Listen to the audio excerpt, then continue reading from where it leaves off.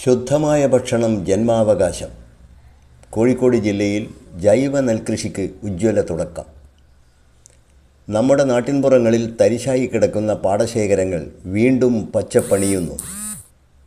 ഭക്ഷ്യശ്രീ ബഹുജന സംഘടനയും കേരള സംസ്ഥാന ജൈവ കാർഷിക സമിതിയും സംയുക്തമായി നടപ്പിലാക്കുന്ന ജൈവ നെൽകൃഷി 2026 പദ്ധതിക്ക് കോഴിക്കോട് ജില്ലയിലെ മേപ്പയൂർ പഞ്ചായത്തിൽ തുടക്കമായി. കീഴ്പയ്യൂർ പ്രദേശത്തെ ഇടയിലാട്ട് മണ്ണത്തറക്കൽ താഴെ വയലിലും വിളയാട്ടൂർ വലിയ ചിറയിലും തരിശായി കിടക്കുന്ന പാടങ്ങളാണ് ഇപ്പോൾ കൃഷിയോഗ്യമാക്കിയിരിക്കുന്നത്.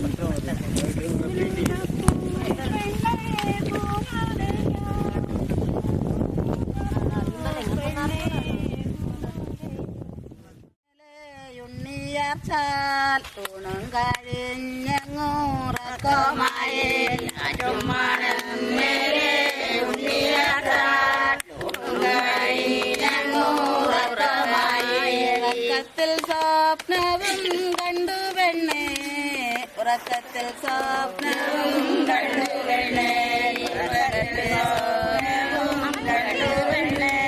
ഉറക്കത്തിൽ സ്വപ്നവും കണ്ടു പെണ്ണേ. വണ്ണൂർക്കാവിൽ ഭാഗവതിക്ക്, വണ്ണൂർക്കാവിൽ ഭാഗവതിക്ക്, വണ്ണൂർക്കാവിൽ ഭാഗവതിക്ക്, കാവോട്ടും വേലയാടിത്ത് പോയി, കാവോട്ടും വേലയാടിത്ത് പോയി, കാവോട്ടും വേലയാടിത്ത് പോയി, കാവോട്ടും വേലയാടിത്ത് പോയി.